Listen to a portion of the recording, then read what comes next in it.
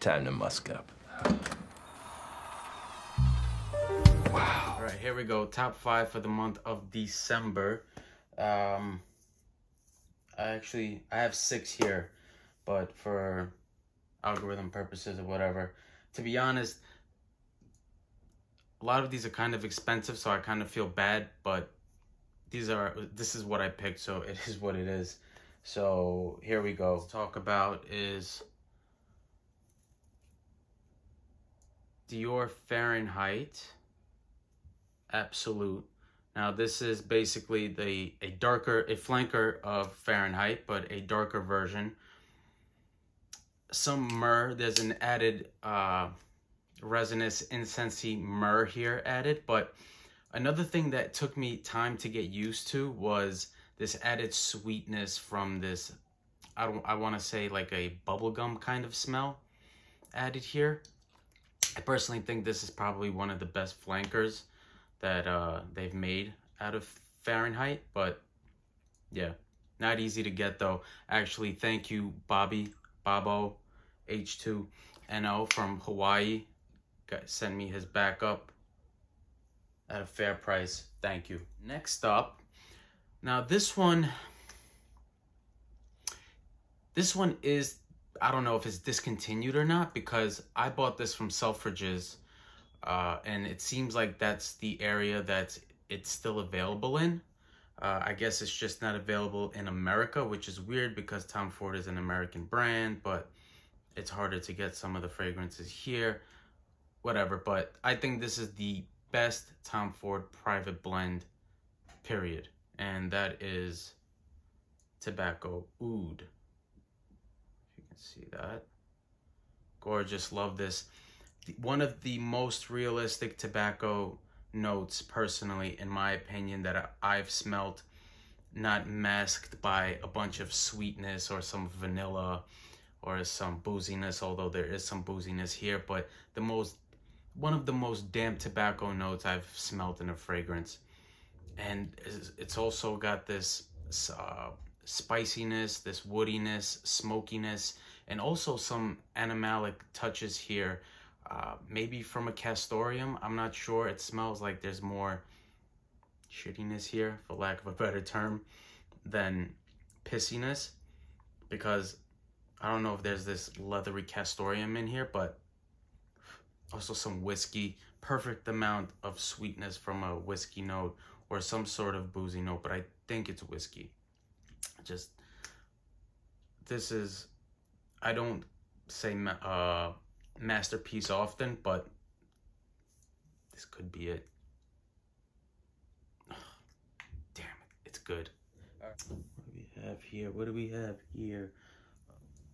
So next up, we have, this is one of the more expensive ones, but god damn it, this is good.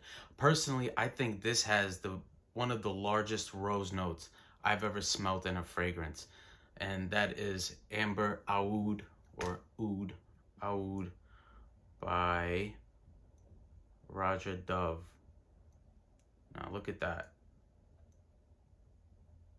Now the color is kind of perfect here, because the best way that I can explain this is, picture a sweet red wine with some fruit. A red wine with fruit. Sweet red wine with fruit. That's like this. Like, it's so rich and deep. The rose note here. It's pretty damn sexy, if I'm being honest. Also a kind of this animalic growl or purr, very lightly in the background, and most importantly, amber. Amber stands for ambergris, and there is definitely this salty ozonic touches here in the background. But the fig fruitiness in here really adds some richness to this, besides just the rose. But there's a lot more going on in this, obviously. The oud, don't even pay attention to oud or oud in here, because I don't really get any. It's just some smoky, woody touches. I would assume some amberwood. All right, so next up, now this fragrance seems like this turned into a bro fragrance. I don't know how. I'm thinking it might be Sebastian. He loves this stuff. He talks about it, and I think he recently did another video about it. But anyways, Dior Homme Parfum. This is my my 100 ml bottle. I have the 75 ml bottle.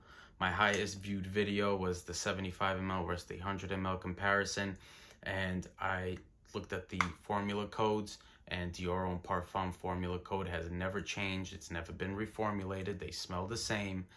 Some people lost their minds in the comment section, but nonetheless, they smell the same. So don't pay $300-400 for a 75 ml bottle.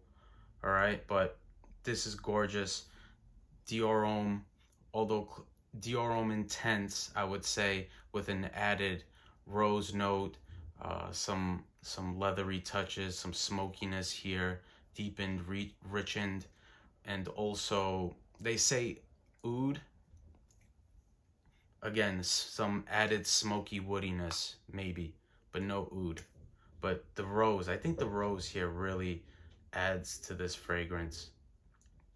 It gives it a nice little redness to this buttery, creamy fragrance. That's good. Next up, all right, so this is another one, really expensive, but it is what it is. I like it, and this is what came to mind, and I'm just throwing it out there. Oh, so let me say this. Please, on any of my recommendations, if I ever speak on it, if I don't mention it, but please sample anything that I do mention.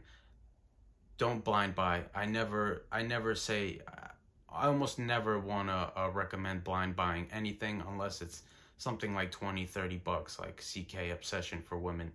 That I would say blind buy all day, but otherwise I usually never do. But anyways, so Frederic Mall's Dawn. I love this stuff. I'm gonna say this. I don't think many people say this. I think a lot of the other fragrances in this line get picked, but this is the best desert gem. Period. Done with. I'm sorry, but the night is great, but I can't wear the night. Like, that's like one time a year I can wear it. This I can wear comfortably. The best way I can explain this fragrance is, picture this might be a little kind of deep and dark, but let's just say a church got a shipment in of oud, and the oud's in the church, right? They loaded it up, and a blizzard comes. And during that blizzard, this church goes up in flames. And inside, of course, everything burns down. Well, not everything, like a corner of the church burns down, kind of. And that's where the oud is. And that's what this smells like if you were inside the church. That's what I see. That's what I smell. A burnt down church with oud inside. Best way to explain this. I mean, the coldness from the incense here is just so gothic, so gorgeous, so beautiful. It's something else. And this is one of the ones with real oud in it, you can tell. This isn't Amber Woods or Lord Limbinol or anything like that. Love this. Definitely sample that.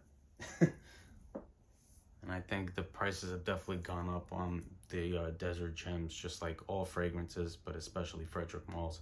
All right, next up, this fragrance was really a surprise because this stuff actually gets compliments, and I don't know why, but this is really, really good. One of the richest, darkest, rich, did I just say rich again? Rich already? Yeah, I did.